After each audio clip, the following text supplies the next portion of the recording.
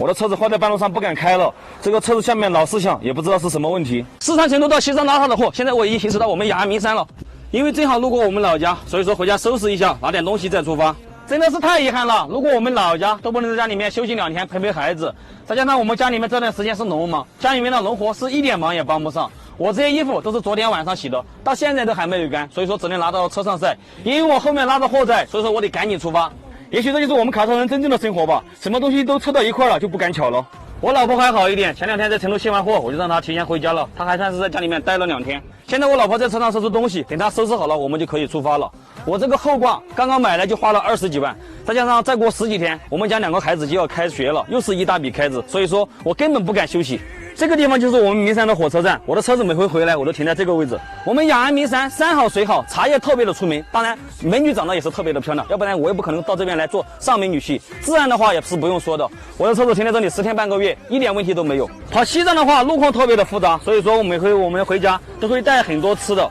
我们跑西藏的原则就是车上多备点东西，哪怕到时候吃不完，这些坏掉了扔了也没有关系。如果说到时候你吃的准备少了的话，在路上堵车堵个2、3天没有吃的，那是特别难受的。所以说我们每回回来都是大包小包的，直接给车上塞满，在路上堵个2、3天车、4、5天车，我们身上都不会去吃的。品种也是特别的齐全，蔬菜水果、大米、牛奶，还有应急的泡面，这些都有。川藏线上的饭店特别的贵，有了这些东西，我们基本上不会下馆子消费，都是自己做饭吃。现在所有的东西都已经收拾好了，咱们直接出发。这一车货虽然说不是很赶时间，但是路上不确定的因素实在是太多了，搞不好在哪里就堵车了，所以说我们要抓紧一点时间。再加上这一段时间本来就是我们冷乘车的旺季，所以说我更要跑快一点，到时候把货卸完，好拉下一趟货。我这一辆车子买回来主要是为了让它跑川藏线，第一是要比我之前的车子短1米，转弯半径肯定要小一点，拐弯那些的话也要顺畅一点。第二，车子是气囊桥的，遇到烂路或者恶劣路况要比钢板桥的车子平稳一点，更不会出现断钢板这种情况。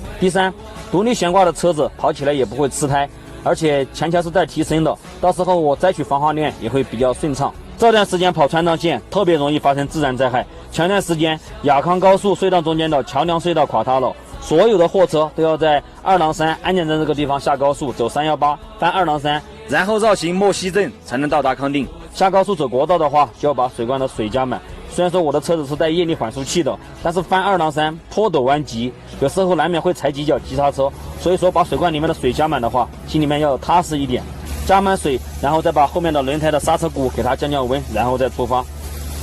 现在是第二天早上的9点，我的车子坏在半路上不敢开了，这个车子下面老是响，也不知道是什么问题。这个问题呢，本来是那天我装好之前想去服务站好好检查一下的，之前就有一点响，但是没有这么厉害。这一趟出来的话，这路上走了个烂路，轻铃哐啷的响得特别厉害，我心里面真的是特别的不踏实。还好昨天晚上我坚持给他开到了服务站，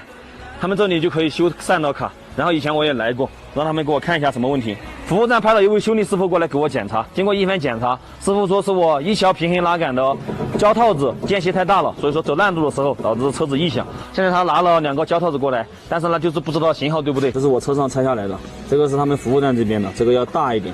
装不进去。这个师傅又去找了一下，又找了一个，但他那个太大了装不进去，现在只有这一个能对上，然后就先换一边，另外一边的话回去再换。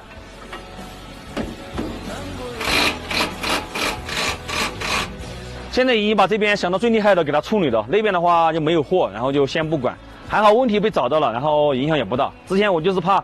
一直一响，也不知道哪里的问题，我下来看了好几圈也没找到问题，就怕车子你说一下坏在路中间走不了了，这个就麻烦了。还好开到服务站来检查，人家说没有问题。下次的话在装货之前还是要把车子弄好。那天的话确实因为货主比较着急，然后让我赶紧过去装货，所以说这个问题就没弄。还好这边我比较熟悉，知道这里有服务站，过来给他处理了。好了朋友们，今天视频就到这里了，再见，我要出发赶路了。